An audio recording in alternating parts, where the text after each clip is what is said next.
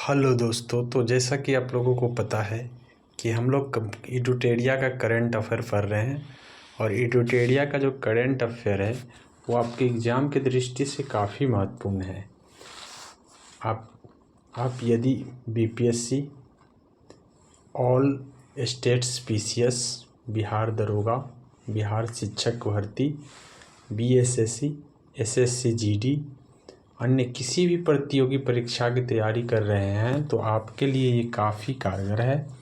आज हम आपको बताएंगे 100 ऐसे महत्वपूर्ण करंट अफेयर और साथ ही 365 न्यूज जो आपके एग्ज़ाम के दृष्टि से हर हाल में महत्वपूर्ण है और आप अपने एग्ज़ाम में ऐसे प्रश्नों को सीधा सीधा देख सकते हैं। तो चलिए बिना देरी किए हम आपको बता देते हैं कि ये करंट अफेयर जो है आपका जनवरी 2023 से लेकर 1 दिसंबर 2023 की है।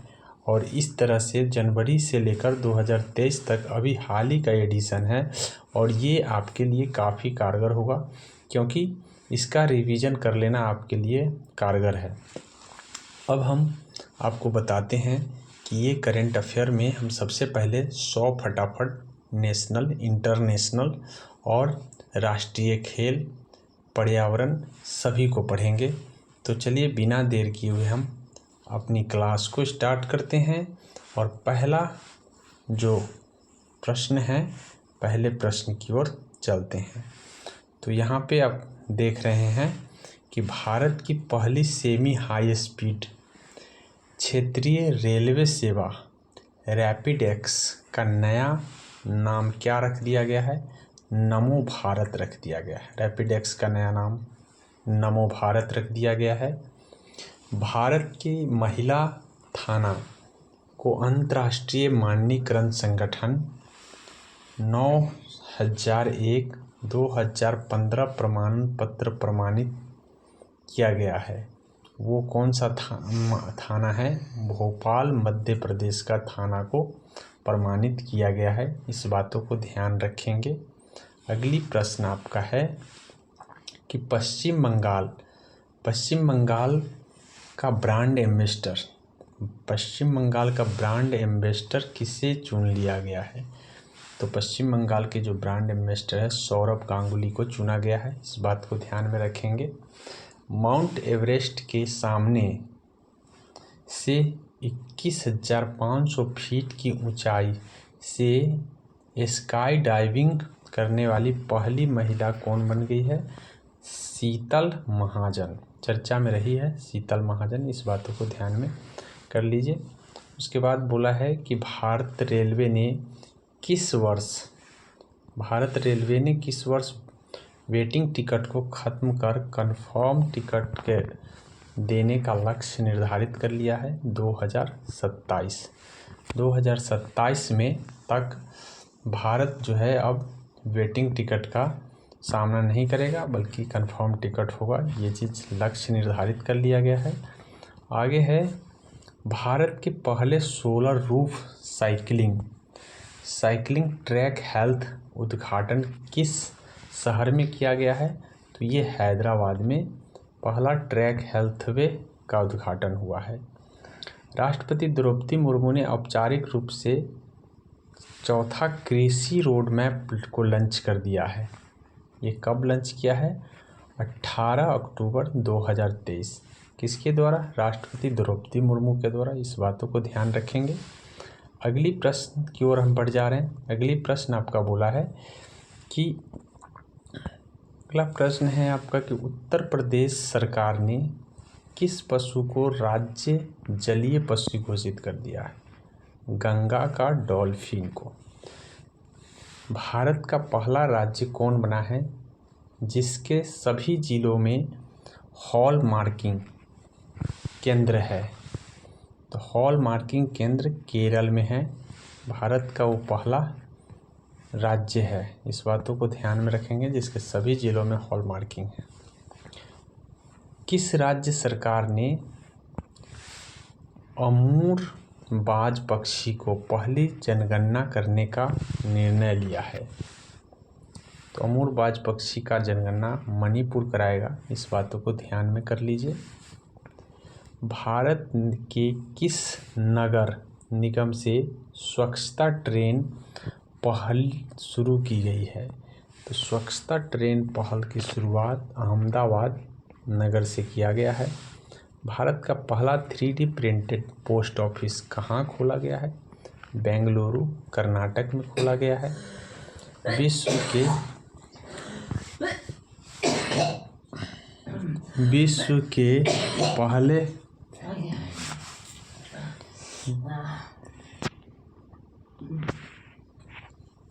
के पहले 3D मुद्रित मंदिर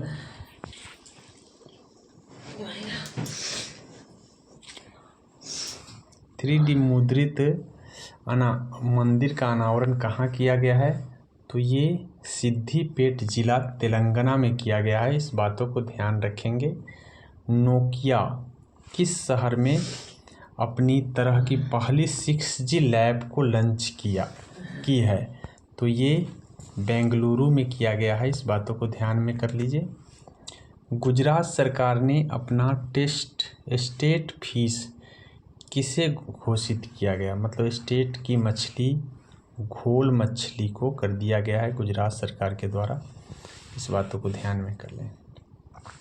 अगला प्रश्न है आपका कि यूनेस्को के क्रिएटिव शहर की सूची में भारत के कितने 2 शहरों को शामिल किया गया है? तो एक कोझिकोड को शामिल किया गया है साहित्यों के लिए, और ग्वालियर को किया गया है संगीत के लिए। संगीत का शहर ग्वालियर, साहित्य का शहर केरल का कोझिकोड। किस राज्य सरकार ने अपने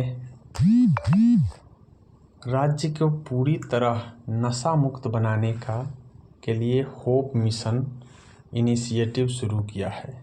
तो ये पंजाब सरकार है। होप मिशन को याद रखिएगा, होप मिशन इनिशिएटिव। किस देश में दिव्यांगजनों के लिए पहले उच्च तकनीकी खेल प्रशिक्षण केंद्र का उद्घाटन किया गया है? देश के पहले उच्च तकनीकी खेल, तो ये है देश का पहला उच्च तकनीकी खेल प्रशिक्षण केंद्र ग्वालियर के मध्य प्रदेश में खोला गया है। ग्वालियर 2 चीज़ों के लिए चर्चा में है, एक दिव्यांगों के लिए तकनीकी खेल केंद्र और एक संगीतों के लिए यूनेस्को के जरिए शामिल किया गया है। उसके बाद आपका है भारत की सबसे बड़ी पंप भंडारण परियोजना का उद्घाटन कहाँ किया गया है? तो ये है नीमच जिला मध्य प्रदेश। तो मध्य प्रदेश के कई जिला चर्चा में रहे हैं, इस बातों को ध्यान में कर लें।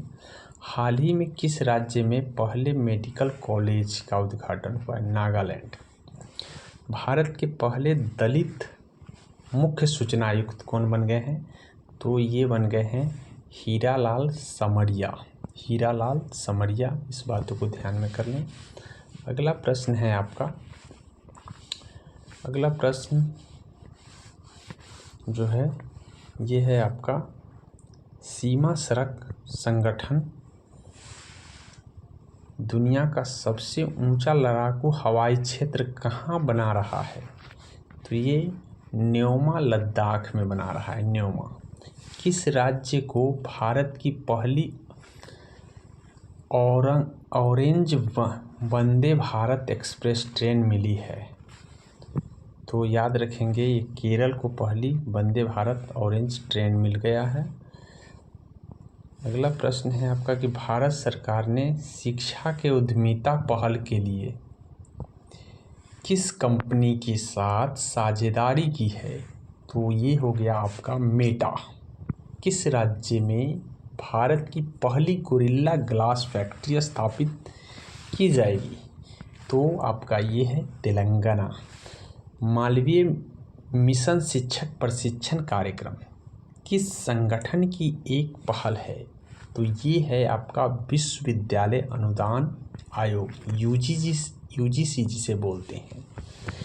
किस शहर में देश की पहले भूमिगत बिजली ट्रांसफर का उद्घाटन किया गया है?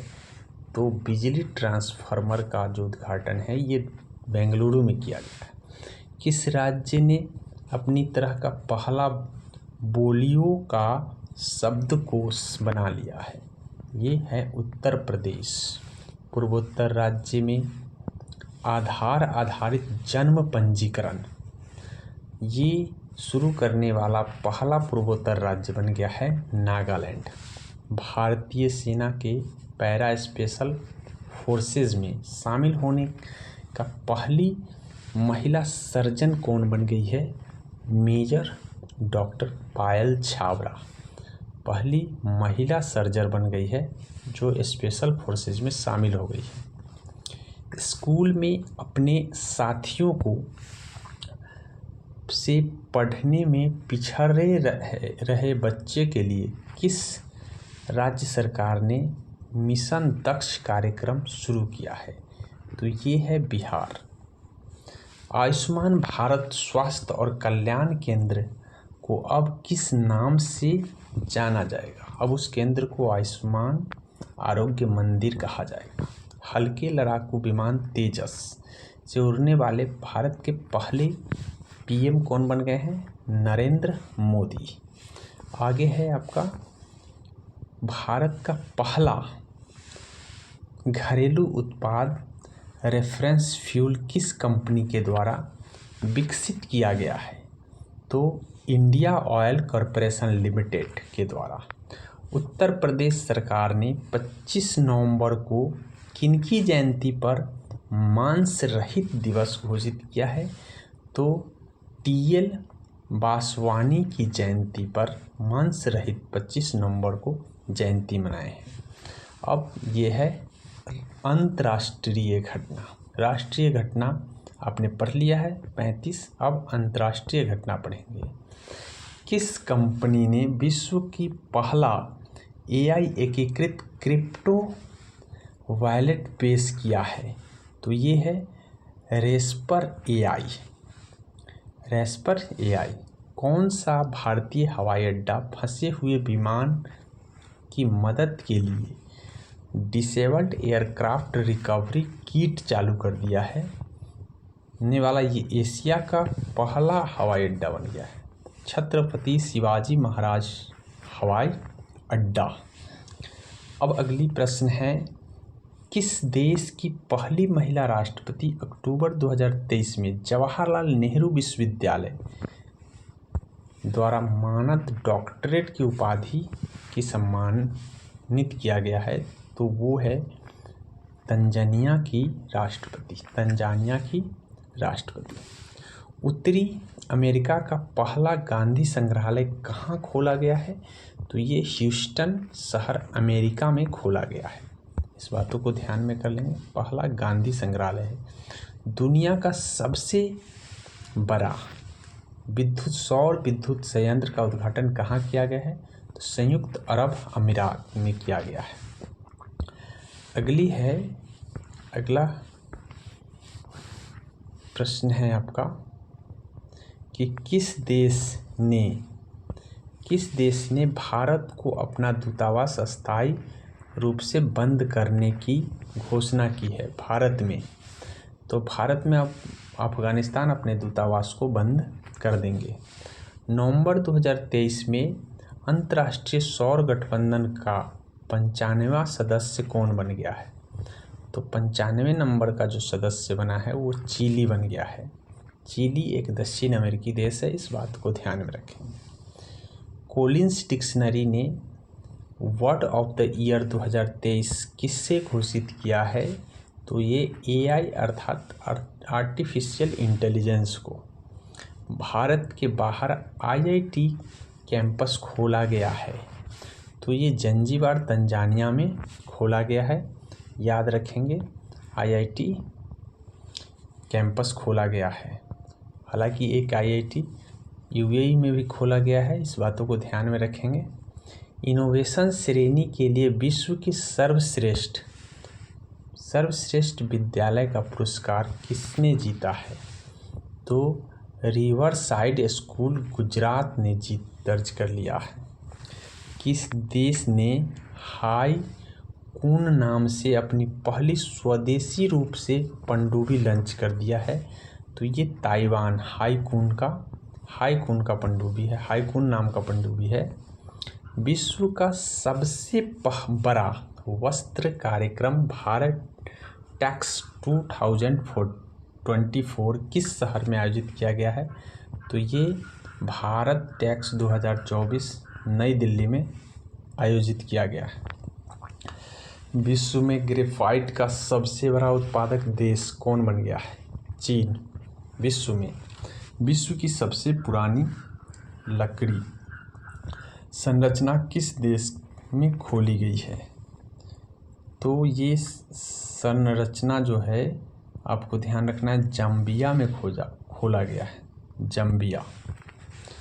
किस देश ने पहले अंतर्राष्ट्रीय व्यापार कानून पर व्यापार कानून पर संयुक्त राष्ट्र आयोग दक्षिण एशिया सम्मेलन की मेजबानी की है? तो ये ध्यान रखेंगे, भारत ने किया है। अंतर्राष्ट्रीय व्यापार कानून पर जो है एशिया के सम्मेलन है और ये भारत ने किया है। पहला वैश्विक हल्दी सम्मेलन कहाँ किया गया है? तो ये मुंबई में पहला वैश्विक हल्दी सम्मेलन मनाया गया है, आयोजित किया गया है। 72वें मिस यूनिवर्स की ताज किसने पहन ली है? तो सेनिस पलासियोस ने पहन ली है। एशिया के सबसे बड़ा पशु मेला का उद्घाटन कहाँ किया गया है? तो सोनपुर, बिहार में किया गया है। किस संगठन ने अकेलेपन को एक गंभीर वैश्विक स्वास्थ्य खतरा घोषित कर दिया है? तो WHO ने इसे एक गंभीर स्वास्थ्य खतरा घोषित कर दिया है, WHO ने। नवंबर 2023 में किस देश ने सोशल मीडिया प्लेटफॉर्म को टिकटॉक, जिसका नाम टिकटॉक है, बैन लगा दिया है? नेपाल। भारत ऑलरेडी बैन लगा चुका है, इस बातों को ध्यान रखेंगे।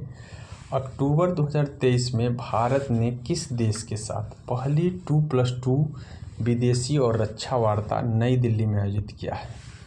तो ये भारत जो है, ये याद रखेंगे, यूनाइटेड किंगडम के साथ पहली जो है वार्ता किया है। हालांकि अमेरिका के साथ कई हो गए हैं। आवारा कुत्तों को नसबंदी कर दिया है भूटान। इजराइल में युद्ध के कारण फंसे हुए भारतीय के लिए लाने के लिए भारत ने जो ऑपरेशन चलाया उसका नाम ऑपरेशन अजय है। किस कंपनी ने डीजी कवच नामक पहल शुरू किया है जो धोखाधड़ी को रोक सकता है? वो है गूगल ने डीजी कवच नाम का पहल शुरू कर दिया है। किस हवाई अड्डे ने दक्षिण एशिया का पहला एयरक्राफ्ट रिकवरी ट्रेनिंग स्कूल स्थापित किया है? तो ये हवाई अड्डा का नाम है बेंगलोर अंतर्राष्ट्रीय हवाई अड्डा लिमिटेड ने ऐसा किया है। अब हम प्रौद्योगिकी पढ़ेंगे, प्रौद्योगिकी एवं विज्ञान प्रौद्योगिकी को पढ़ेंगे। किस अंतरिक्ष एजेंसी ने भारत के पहले मानव अंतरिक्ष उड़ान मिशन के क्रू एस्केप सिस्टम को सफलतापूर्वक परीक्षण किया है? इसरो ने किया है। किस कंपनी ने भारत की पहली उपग्रह आधारशिला गीगा फाइबर सेवा की शुरुआत कर दी है? रिलायंस जियो। किस कंपनी ने विश्व की पहली इलेक्ट्रिक एयर टैक्सी शुरू कर दी है? तो ये जॉबी एविएशन ने शुरू कर दी है, पहली इलेक्ट्रिक एयर टैक्सी है ये। भारत और नेपाल के बीच सूर्य किरण सैन्य अभ्यास, याद रखेंगे, ये भारत और नेपाल के बीच होता है। 17वां संस्करण है। आयोजन कहाँ हुआ है? पिथौरागढ़ उत्तराखंड में हुआ है। भारत का पहला AI संचालित एंटी ड्रोन सिस्टम इंद्रजाल लॉन्च किया गया है। किस कंपनी ने विकसित किया है? ग्रेन रोबोटिक्स ने इसको लॉन्च किया है। इस बातों को ध्यान में कर लीजिए। अब हम आगे पढ़ेंगे। आपका है वही अभी थोड़ा सा और है, देखिए।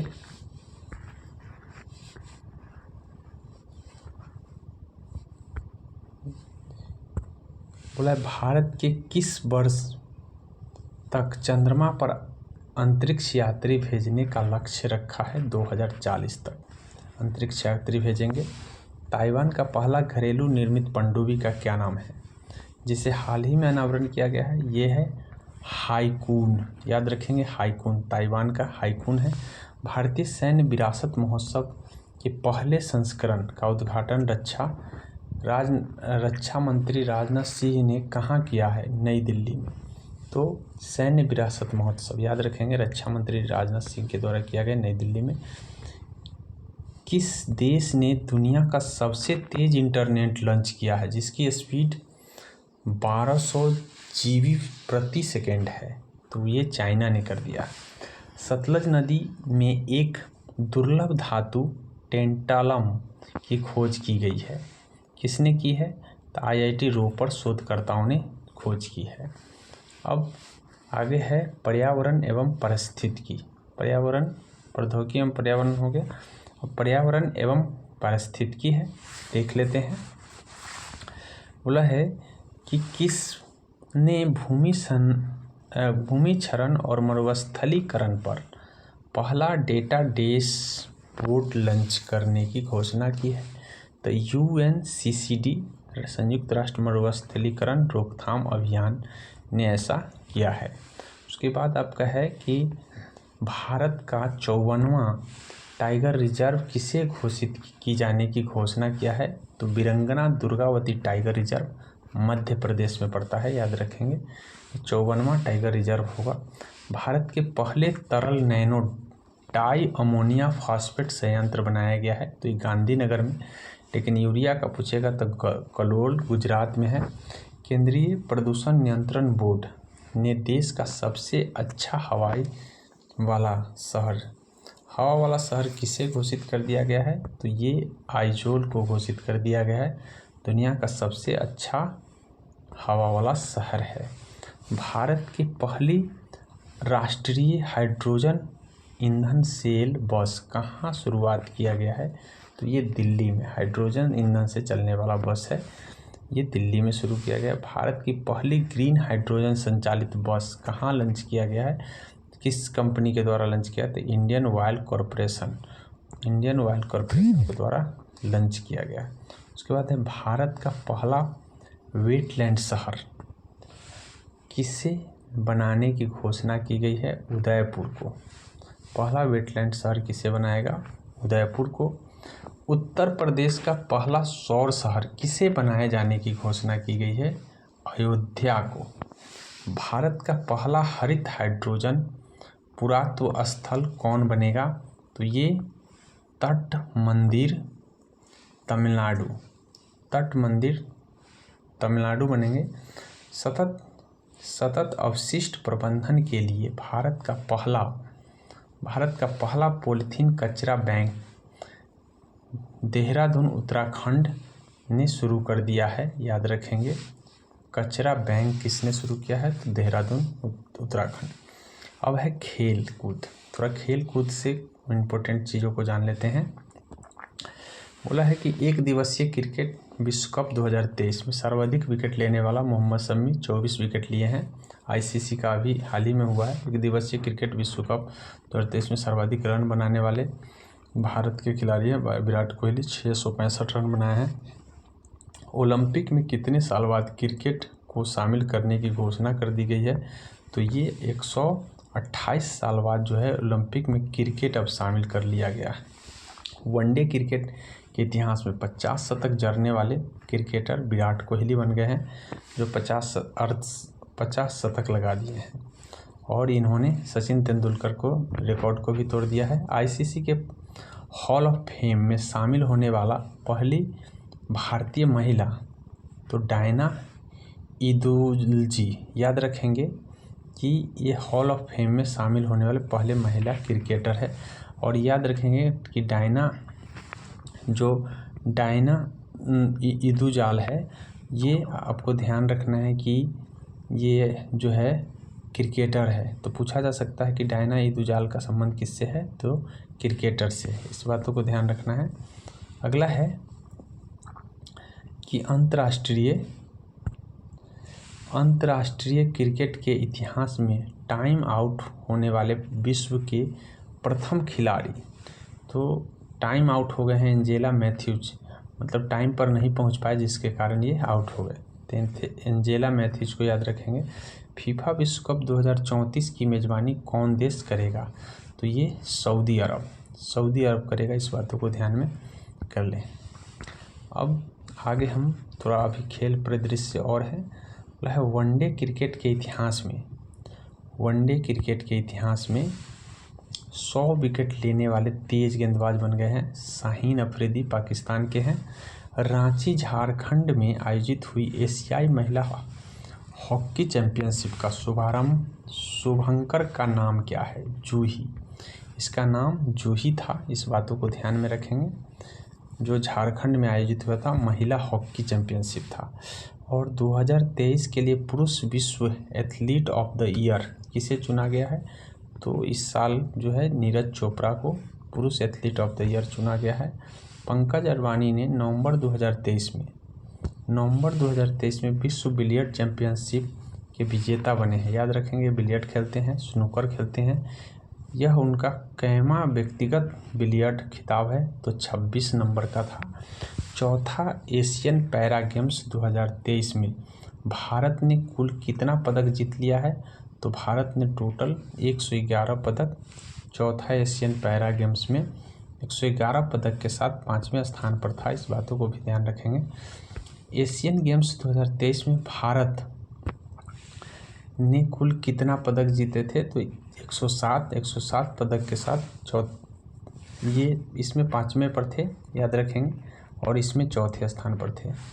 वनडे क्रिकेट प्रारूप में सबसे तेज 2000 रन पर पहुंचने वाला खिलाड़ी कौन बन गया है, तो ये है शुभमन गिल। किस देश ने पहली बार बास्केटबॉल विश्व कप जीता है, तो जर्मनी। सर्बिया को हराकर जीता है बास्केटबॉल, याद रखेंगे। T20 विश्व क्रिकेट का जो 300 से अधिक स्कोर करने वाले विश्व की पहली टीम कौन बन गया है, नेपाल। 300 से अधिक स्कोर कर दिया है, ये नेपाल है। अंतर्राष्ट्रीय टेनिस हॉल ऑफ फेम के लिए खिलाड़ी के रूप में नामांकित होने वाले पहले एशियाई व्यक्ति कौन बन गए हैं, लिएंडर पेस, जिसे टेनिस हॉल ऑफ फेम में शामिल किया गया है। वनडे क्रिकेट में 3000 छक्के लगाने वाली विश्व की पहली टीम भारत हो गया है। पहला खेलो इंडिया पैरा गेम्स 2023 का आयोजन कहाँ होगा, तो नई दिल्ली में होगा। चर्चा में रहा शब्द स्टॉप क्लॉक नियम किससे संबंधित है, क्रिकेट, और इसी नियम के तहत एंजेला मैथ्यू को आउट किया गया था। चलिए अब हम पढ़ेंगे केंद्रीय बजट 23-24 के कुछ महत्वपूर्ण शब्द। तो ये देख लीजिए, कुछ महत्वपूर्ण शब्द है। लाइफ का मतलब है लाइफ स्टाइल फॉर इन्वायरमेंट, याद कर लेंगे। UIDF urban infrastructure development fund, urban infrastructure development fund है। जियो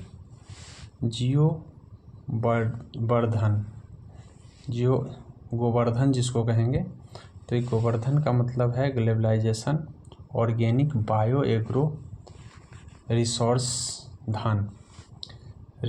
धन है। PM programme for restoration awareness nutrition and amelioration of mother earth. इस बातों को ध्यान में रखें। PM programme for restoration awareness nourishment and amelioration of mother earth. PM Vishwakarma Kaushal Samman. PM विकास का मतलब यही है, पीएम विश्वकर्मा कौशल सम्मान। मिस्टी का अर्थ है mangrove initiative for shorelines habits and tangible incomes. PACS का अर्थ है primary agriculture credit societies. PACS primary agriculture credit societies है। उसके बाद भारत श्री का अर्थ है Bharat shared repository of encryption. LGD lab growth diamonds. JAM Jan Dhan Aadhaar mobile. JAM का जनधन आधार मोबाइल पूछा जा सकता है। चर्चा में रहा जैम में ए का क्या मतलब है आधार, एम का क्या मतलब है मोबाइल। अब हम आगे आपको बताएंगे कुछ महोत्सव। तो देखिए चर्चा में रहा है जो 2023 में आयोजित किए गए महोत्सव। तो महोत्सव भी पूछे जाते हैं। 54वां अंतर्राष्ट्रीय फिल्म महोत्सव, तो ये तो गोवा में होता है, इस बातों को ध्यान में रखेंगे। और अगला है पुष्कर मेला। जैसा कि पुष्कर राजस्थान में है तो पुष्कर मेला राजस्थान में हो गया। एंथ्यूरियम महोत्सव याद रखेंगे। यम रम याद रखेंगे। यम रम मतलब मिजोरम। एंथ्यूरियम मिजोरम ऐसे याद करेंगे। नुआखाई कृषि उत्सव, तो ये उड़ीसा में है, याद रखेंगे। नुआखाई ये कृषि के होने के लेकर के पर्व मनाया जाता है। बसंग वैली महोत्सव, ये वसंग कुपारा जम्मू कश्मीर में मनाया गया है, याद रखेंगे। बसंग वैली महोत्सव और बसंग का जो है GI टैग भी मिला है, याद रखेंगे। पितृपक्ष मेला कहाँ पे, तो ये तो गया बिहार में पितृपक्ष होता है। आदि पेरेकू उत्सव तमिलनाडु में मनाया गया है। पुस्तकालय महोत्सव नई दिल्ली में मनाया गया है। बोनालू त्यौहार हैदराबाद के तेलंगाना में मनाया गया है। तो अब देखें कि चचिन ग्रेजिंग महोत्सव अरुणाचल प्रदेश में। चचिन ग्रेजिंग महोत्सव। चिखल कालो उत्सव गोवा। बितिस्ता महोत्सव जम्मू कश्मीर में। और हेमिस महोत्सव याद रखेंगे लद्दाख में, और हेमिस राष्ट्रीय उद्यान भी लद्दाख में है। राजा कृषि महोत्सव उड़ीसा में है। और पहला जनजाति खेल महोत्सव भुवनेश्वर। पहला जनजाति खेल महोत्सव आपके लिए इम्पोर्टेंट है, इस बातों को ध्यान में कर लें। उसके बाद है लेवेंडर महोत्सव जम्मू कश्मीर में मनाया गया है। बिहान मेला का उद्घाटन जो है उड़ीसा में किया गया है। बिहान मेला का उद्घाटन उड़ीसा में किया गया है। मोनलम चेनमो फेस्टिवल लद्दाख में। माता खीर भवानी मेला जम्मू कश्मीर में। थावे महोत्सव गोपालगंज बिहार में। और गज महोत्सव जो है आपको ध्यान रखना है काजीरंगा राष्ट्रीय उद्यान में असम में मनाया गया है। गज महोत्सव, जैसा गज का मतलब हाथी होता है। मथुआ धर्म मेला पश्चिम बंगाल में। सियांग उनिंग महोत्सव अरुणाचल प्रदेश में। भूमूचू महोत्सव सिक्किम में। भूमूचू महोत्सव आपके लिए इम्पोर्टेंट है, इस बातों को ध्यान में कर लीजिए। राष्ट्रीय युवा संसद महोत्सव, तो राष्ट्रीय युवा संसद महोत्सव मुंबई में है। आदि महोत्सव का आयोजन नई दिल्ली में किया गया है। राष्ट्रीय संस्कृत महोत्सव मुंबई में ही किया गया है। तो काला घोड़ा महोत्सव याद रखेंगे मुंबई में, और राष्ट्रीय संस्कृत महोत्सव मुंबई में। राष्ट्रीय संस्कृत महोत्सव जो है मुंबई, एक बीकानेर में भी हुआ है। 14वां पूछे तो आपको बीकानेर में है, इस बात को ध्यान में रखेंगे। खजुराहो नृत्य महोत्सव, तो खजुराहो मध्य प्रदेश में है तो मध्य प्रदेश में हो जाएगा। एलोरा अजंता राष्ट्रीय महोत्सव महाराष्ट्र में है तो महाराष्ट्र में हो जाएगा। ऑरेंज महोत्सव जो है कोहिमा नागालैंड में हो गया। तोरगया महोत्सव अरुणाचल प्रदेश। अंतर्राष्ट्रीय पतंग महोत्सव अहमदाबाद में। मेला माघी महोत्सव पंजाब में। विज्ञान साहित्य महोत्सव भोपाल में। अवतार महोत्सव राजस्थान में। और परशुराम कुंड मेला अरुणाचल प्रदेश में।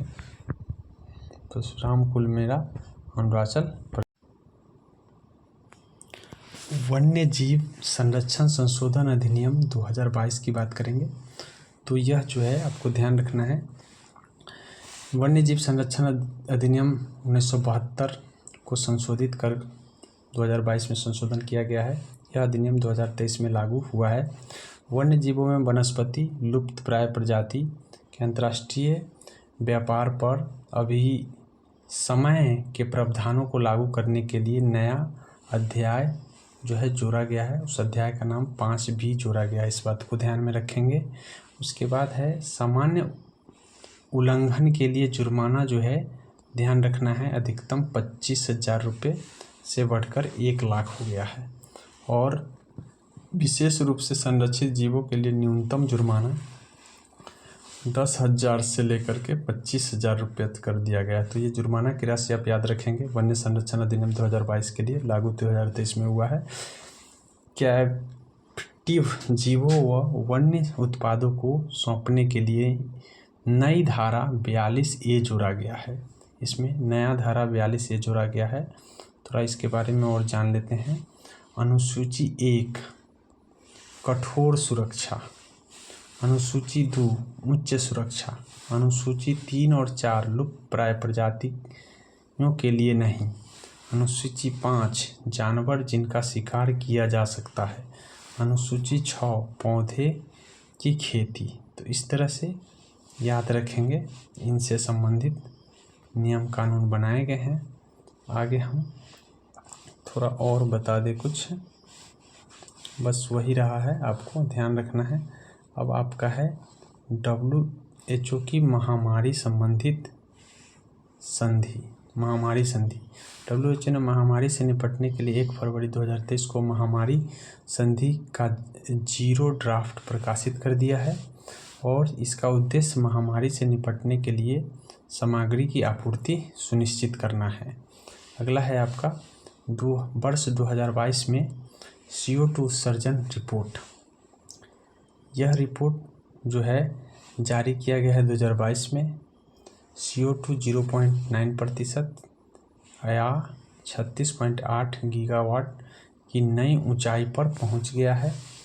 यह रिपोर्ट 2022 में ग्रीन हाउस गैस उत्सर्जन की पूरी तस्वीर प्रस्तुत किया है।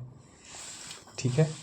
स्वच्छ ऊर्जा प्रौद्योगिकी ने अतिरिक्त 550 मिलियन टन CO2 उत्सर्जन रोकने में मदद की है। तो इतनी बात आपको ध्यान में रखना है। अब हम ऑनलाइन गेमिंग ड्राफ्ट नियम के बारे में बात करेंगे। इलेक्ट्रॉनिक और सूचना प्रौद्योगिकी मंत्रालय ऑनलाइन गेमिंग को IT नियम 2021 के तहत लगाएगा। प्रस्ताव क्या है? एक त्रिस्तरीय विवाद समाधान तंत्र प्रस्तावित। उसके बाद है सत्यापन के लिए अपने ग्राहक मानदंडों को जानना अनिवार्य। सत्यापन के लिए आपको ग्राहक के मानदंडों को जानना अनिवार्य है। ऑनलाइन गेमिंग कंपनियों को सट्टेबाजी में शामिल होने की अनुमति नहीं दी जाएगी। ऑनलाइन गेमिंग जो कंपनी है उसको सट्टेबाजी में अनुमति नहीं दिया जाएगा। ऑनलाइन गेम्स को सब नियामक के साथ पंजीकरण कराना होगा। ये सारा चीज़ ऑनलाइन गेमिंग के प्रवेश पर भुगतान की जाने वाली राशि पर 28% GST। तो ये आपके एग्ज़ाम के लिए इम्पोर्टेंट है। 28% GST कर दिया गया है। उसके बाद है राष्ट्रीय दल का दर्जा। जैसा कि आप लोगों को पता है कि अब राष्ट्रीय दल मात्र 6 रह गए हैं।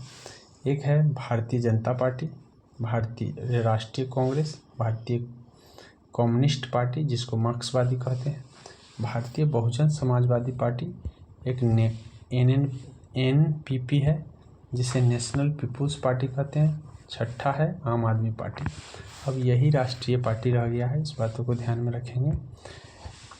राष्ट्रीय दलों के रूप में मान्यता के लिए क्या शर्तें हैं थोड़ा जान लेते हैं। यदि कोई दल कम से कम 4 राज्यों में राज्य स्तरीय दल लिया है तो उसे राष्ट्रीय दल घोषित किया जा सकता है।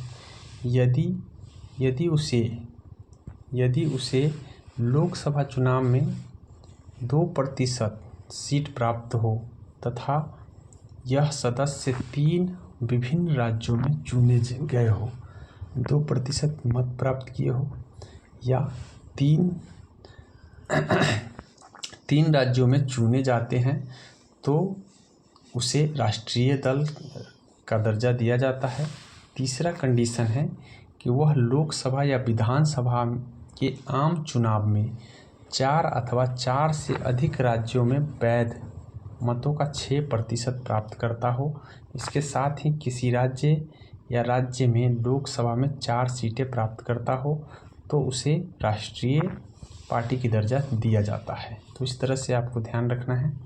आगे हम पढ़ेंगे अगली न्यूज़ है सिनेमेटोग्राफ विधेयक 2023। सिनेमेटोग्राफ अधिनियम 1952 में संशोधित किया गया है। इसमें बोला है कि यह विधेयक प्रदर्शन के लिए फिल्मों को प्रमाणित करने के लिए फिल्म प्रमाणन बोर्ड का गठन करता है। टेलीविज़न अन्य मीडिया के लिए अलग प्रमाण पत्र, अनधिकृत रिकॉर्डिंग और प्रदर्शन दंडनीय होगा। अगर बिना कोई अधिकृत का अगर प्रदर्शन का रिकॉर्डिंग करते हैं तो वो दंडनीय होगा। फिल्म उद्योग को और बढ़ावा देने और किसी समस्या से निपटने के लिए संसद ने सिनेमेटोग्राफ बिल 2023 पारित कर दिया है। प्रत्येक 10 वर्ष में फिल्म का नवीनीकरण करने की आवश्यकता समाप्त कर दी गई है। नवीनीकरण नहीं करना है। फिल्मों को उम्र के आधार पर प्रमाणित करने का प्रावधान किया गया है, तो उम्र के आधार पर भी प्रमाणित किए जाएंगे। इस बातों को ध्यान में रखना है। अब है भारत में मिलेट्स का मतलब होता है मोटा अनाज। राष्ट्रीय बाजार 2018 वर्ष जो है ना, बाजरा वर्ष 2018 घोषित किया गया है। भारतीय बाजरा अनुसंधान संस्थान हैदराबाद नोडल एजेंसी है। इस बातों को ध्यान में रखेंगे। नोडल एजेंसी जो बाजरा का अनुसंधान संस्थान का है वो हैदराबाद में है। भारत के अनुरोध पर 2023 को अंतर्राष्ट्रीय बाजरा वर्ष घोषित किया गया है। उत्पादक में अग्रणीय राज्य राजस्थान है, कर्नाटक है, महाराष्ट्र है। उसके बाद कुल पहल क्या क्या हुए हैं। महर्षि बाजरा के अन्य प्राचीन अनाज अंतर्राष्ट्रीय अनुसंधान पहल है। महर्षि बाजरा पर अनुसंधान और जागरूकता केंद्रित है। बाजरे को मुख्य धारा में लाने के लिए प्रतिदीप्त 7 सूत्र, ठीक है, राष्ट्रीय खाद्य सुरक्षा मिशन के अंतर्गत बाजरा उप मिशन है। इस बातों को ध्यान में करेंगे। अगला है आपका है ट्रिपल थ्रेट रिपोर्ट। ये क्या है ट्रिपल थ्रेट रिपोर्ट? यह रिपोर्ट यूनिसेफ द्वारा जारी की गई है। इस बातों को ध्यान में रखना है। उसके बाद है यह दुनिया में सबसे अधिक प्रभावित देशों में जल असुरक्षा को बढ़ाने वाले प्रमुख कारक पर प्रकाश डालती है। मतलब यहाँ पे जल असुरक्षा की बात कही जाती है। उसके बाद है यूनिसेफ के ट्रिपल थ्रेट रिपोर्ट में जल असुरक्षा से संबंधित 3 खतरे पर चर्चा की गई है। अपर्याप्त जल, स्वच्छता, असुरक्षित वास। विश्व स्तर पर 600 मिलियन बच्चे अभी भी सुरक्षित पेयजल और स्वच्छता तक पहुंच या बिल्कुल भी पहुंच न होने से स्वास्थ्य संबंधी समस्या का सामना कर रहे हैं। 600 मिलियन बच्चे आज भी बहुत बच्चा स्वच्छ जल नहीं पी पा रहे हैं। असुरक्षित वास के कारण प्रत्येक 3 वर्ष से कम आयु के 4 लाख बच्चों की मौत हो जाती है। तो ये थ्रेट रिपोर्ट है जो एक खतरा का घर है। इस बात को ध्यान में रखेंगे। अंतर्राष्ट्रीय जल विवाद में चर्चा में रहा है। इस बात को ध्यान रखिएगा। अधिनियम 1956 है जल विवाद का। कृष्णा जल विवाद की बात करें तो आंध्र प्रदेश, कर्नाटक और तेलंगाना, महाराष्ट्र 4 राज्यों के अंदर विवाद है। आंध्र प्रदेश, कर्नाटक, महाराष्ट्र, तेलंगाना। कृष्णा नदी जो है इन 4 राज्यों से होकर गुजरती है, इसीलिए ये विवाद है।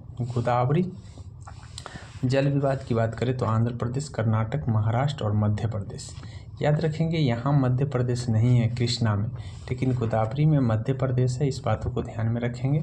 हालांकि इसमें वही राज्य है जो यहाँ है, तो यहाँ पे आपको ध्यान रखना है कि यहाँ पे कर्नाटक, यहाँ पे महाराष्ट्र, तेलंगाना है, तो यहीं पे मध्य प्रदेश है। तेलंगाना की जगह यहाँ मध्य प्रदेश है, इस बातों को ध्यान में रखेंगे। साथ में उड़ीसा भी आ जाता है गोदावरी जल विवाद में, तो इस बातों को ध्यान में रखें। कुल राज्यों की संख्या यहाँ पे 1 2 3 4 5 है, इस बातों को ध्यान में कर लीजिए। अब अगला हम न्यूज़ बताएंगे आपको, आगे का क्या न्यूज़ है।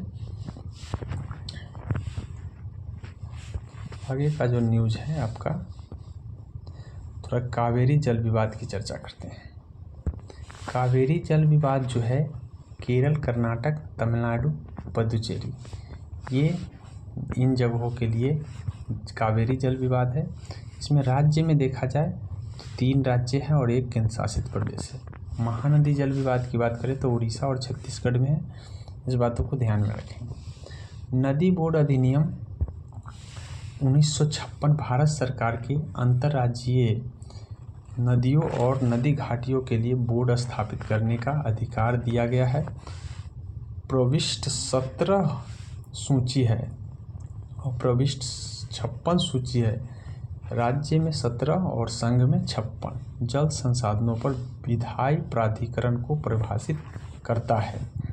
उसके बाद अंतर्राज्यीय नदी जल विवाद संशोधन विधेयक एकल अस्थायी न्यायाधिकरण स्थापित किए जाने का प्रस्ताव है। मतलब इस विवाद पर एकल विधेयक को प्रस्तावित बनाने का प्रस्ताव है। अनुच्छेद 262 ऐसे किसी भी विवाद के संबंध में न तो सर्वोच्च न्यायालय और न ही किसी अन्य न्यायालय को अधिकार क्षेत्र का प्रयोग करना है। अर्थात कहने का मतलब है ऐसे मामले में न तो सर्वोच्च न्यायालय और न तो किसी अन्य न्यायालय में प्रयोग करना है, इस बातों को ध्यान में रखना है अंतर्राज्यीय परिषद के तहत। उसके बाद बोला है दिल्ली राष्ट्रीय राजधानी राज्य क्षेत्र शासन। सर्वोच्च न्यायालय ने अपने फैसले में अनुच्छेद 239(a) का हवाला देते हुए कहा है कि सार्वजनिक व्यवस्था, पुलिस, भूमि को छोड़कर राष्ट्रीय राजधानी क्षेत्र दिल्ली में प्रशासनिक सेवाओं पर दिल्ली सरकार का विधायी और कार्यकारी नियंत्रण होगी। ये सर्वोच्च न्यायालय का आदेश है। क्या क्या छोड़ करके, इस बातों को ध्यान में कर लीजिए। सार्वजनिक व्यवस्था, पुलिस, भूमि इतना को छोड़ करके बाद बाकी राष्ट्रीय राजधानी क्षेत्र दिल्ली में प्रशासनिक सेवाओं पर दिल्ली सरकार का विधायी और कार्यकारी नियंत्रण होगा, इस बातों को ध्यान रखना है। राज्य शासन अध्यादेश 2023 के माध्यम से उपरोक्त फैसले के प्रभाव को समाप्त कर दिया गया है। तो जो ऊपर राज्य शासन जो संशोधन अध्यादेश है 2023, इस ऊपर जो फैसला भी बताए हैं उसको समाप्त कर दिया गया है। संसद ने राष्ट्रीय राजधानी राज्य क्षेत्र विधेयक 2023 पारित कर दिया है, इस बातों को ध्यान में रखेंगे। इसके द्वारा राष्ट्रीय राजधानी सिविल सेवा प्राधिकरण का गठन किया गया है। नोट, अनुच्छेद 239(a) को 69वें संविधान संशोधन अधिनियम 1991 द्वारा संविधान में शामिल किया गया था, इस बातों को ध्यान में रखेंगे। तो ये चर्चा में हाल ही में रहा है, इस बातों को ध्यान में कर लें। अब अगला है आपका कि fame 2 second faster adoption of manufacturing of electronic vehicles national electronic mobility mission योजना का एक हिस्सा है। इसका उद्देश्य सब्सिडी प्रदान करना कर इलेक्ट्रॉनिक वाहनों को प्रोत्साहित करना है। फेम इंडिया योजना 2 चरणों में संचालित होती है। पहला चरण फेम फर्स्ट है और फेम सेकेंड 15 से 19 तक का है। दूसरा चरण आपका 19 से 22 तक का है। इसे मार्च 2024 तक जारी रखने का निर्णय ले लिया गया है, इस बातों को ध्यान में रखना है। तो फेम 2 चर्चा में रहा है, इस बातों को ध्यान रखना है।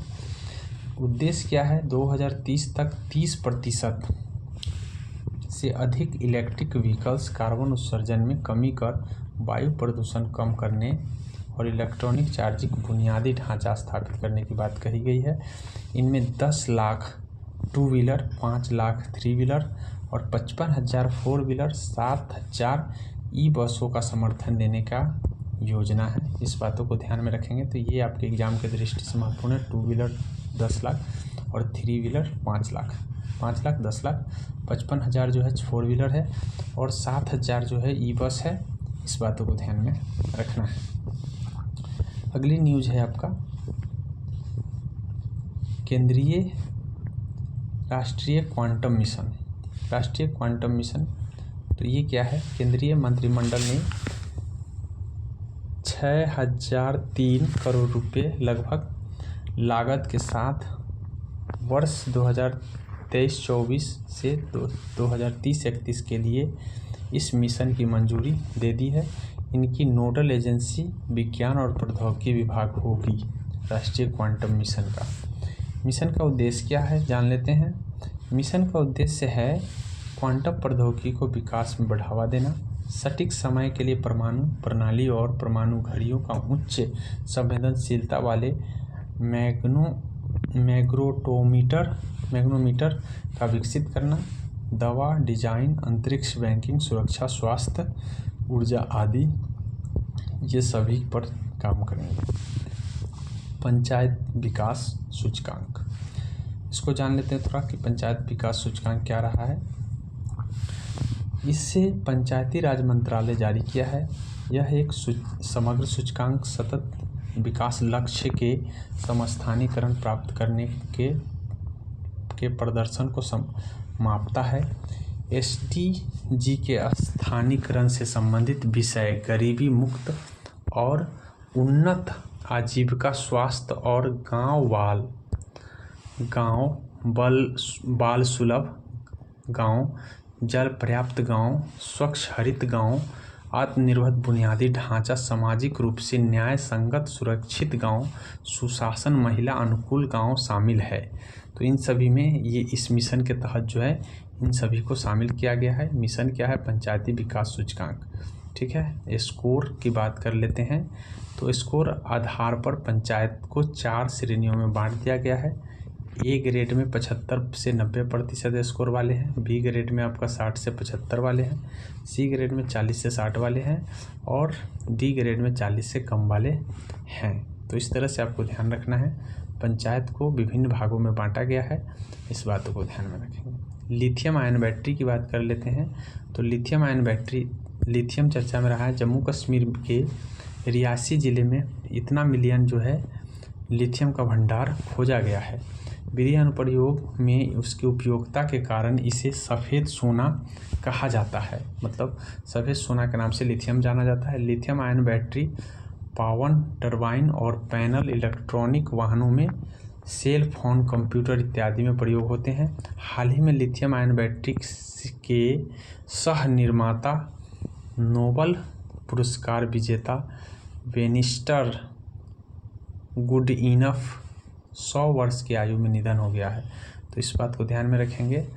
निर्माता थे लिथियम आयन बैटरी के, जिनका नाम था बेनिस्टर गुडइनफ, जिनका 100 वर्ष में निधन हो गया है, याद रखेंगे। सामान्य कैथोड सामग्री में lithium cobalt oxide, lithium manganese oxide, lithium iron phosphate शामिल है। तो ये सब जो है सामान्य कैथोड पर रहते हैं, इस बातों को ध्यान में कर लेंगे। पहला है lithium cobalt oxide, lithium manganese oxide, lithium phosphate, इस बातों को ध्यान में रखना है। अगला है आपका एक राष्ट्र एक चुनाव। एक राष्ट्र एक चुनाव काफ़ी चर्चा में रहा है। वन की व्यवहार्यता की जांच करने के लिए का व्यवहार्यता की जांच करने के लिए पूर्व राष्ट्रपति रामनाथ कोविंद की अध्यक्षता में कानून मंत्रालय द्वारा उच्च स्तरीय 8 सदस्यीय कमेटी का गठन किया गया है। याद रखेंगे, एक राष्ट्र एक चुनाव के लिए कितने सदस्यीय कमेटी? 8 समितीय कमेटी किसकी अध्यक्षता में? रामनाथ कोविंद की अध्यक्षता में गठित किया गया है। अन्य सदस्य सुभाष कश्यप, वकील हरीश साल्वे, अमित शाह, गुलाम नबी आज़ाद, NK सिंह, संजय कोठारी, अधीर रंजन चौधरी जो है उन्हें इसे शामिल करने का विरोध किया था। मतलब उन्होंने इसे शामिल करने का विरोध किया था, मतलब ऐसा नहीं करने के बाद कहे गए थे उनके द्वारा। अब हम आगे बात करते हैं वन नेशन वन इलेक्शन की बात करें तो परिवर्तन क्या क्या होंगे।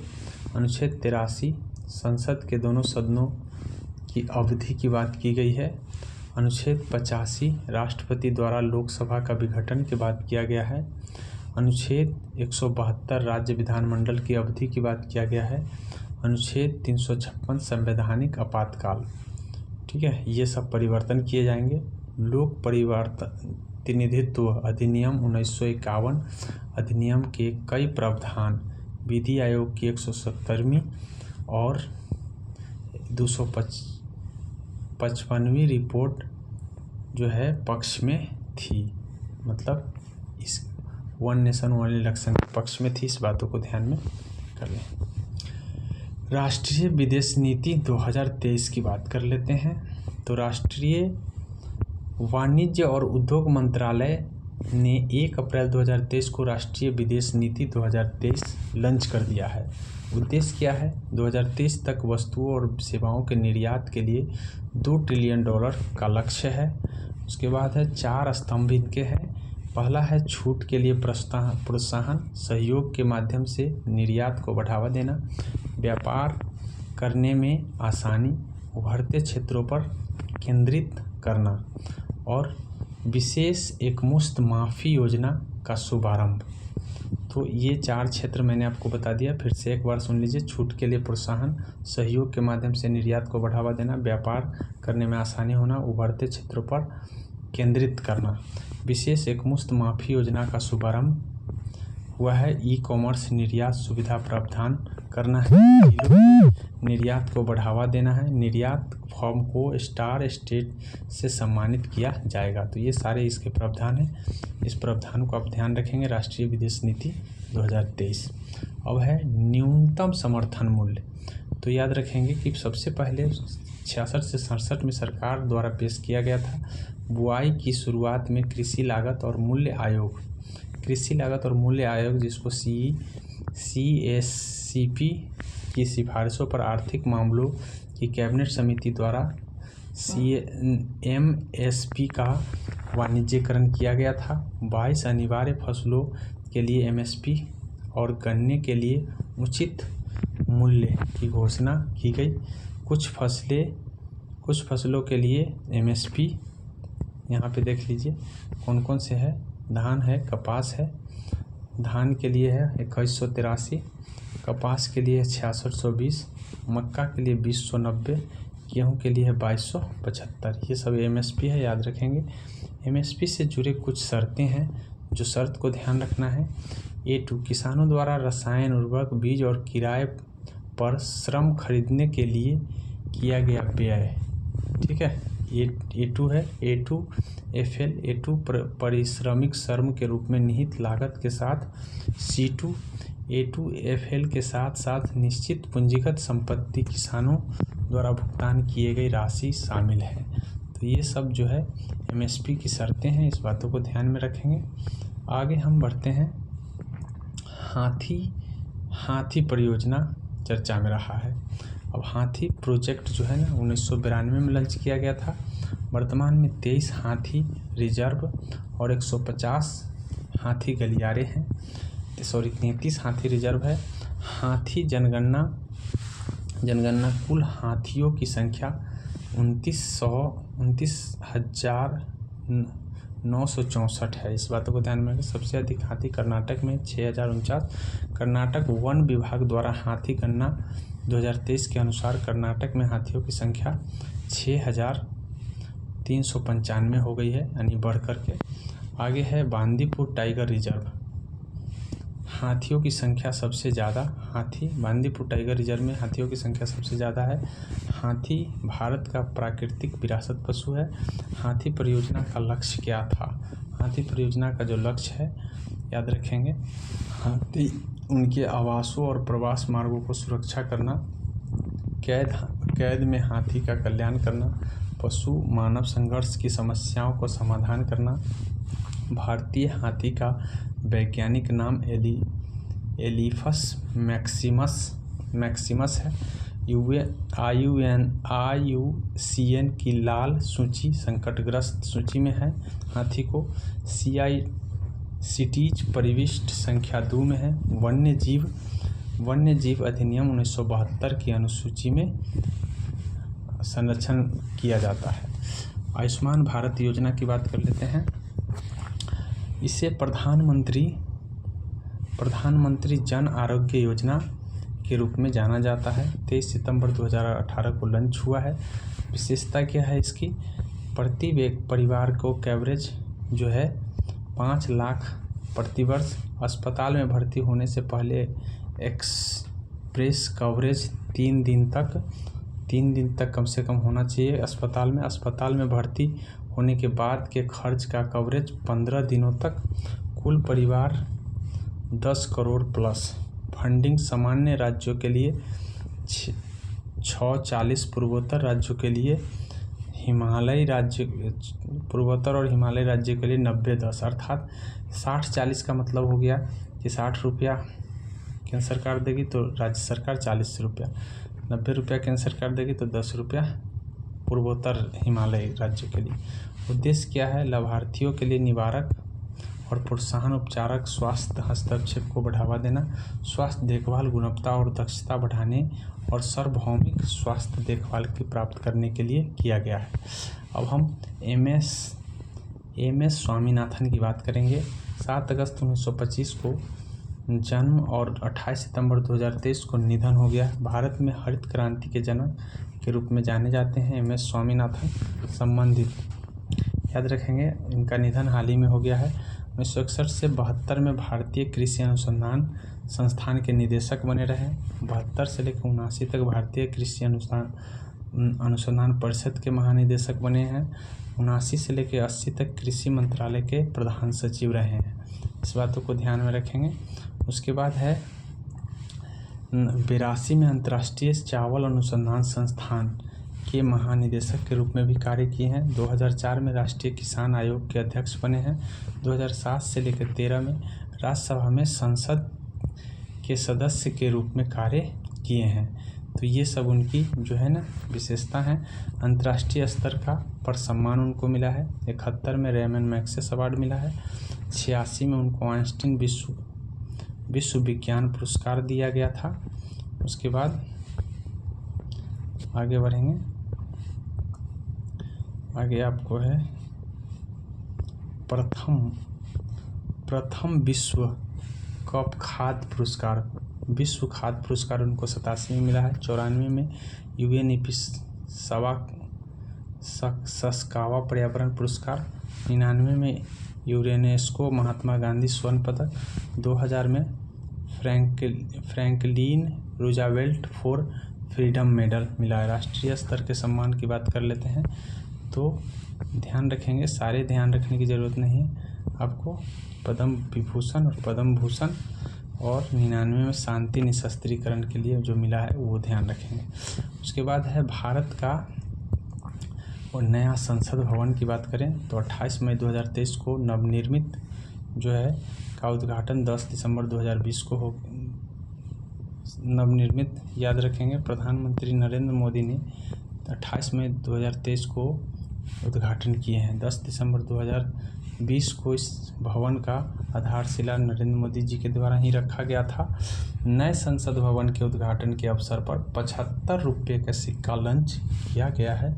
इस बातों को भी ध्यान रखेंगे।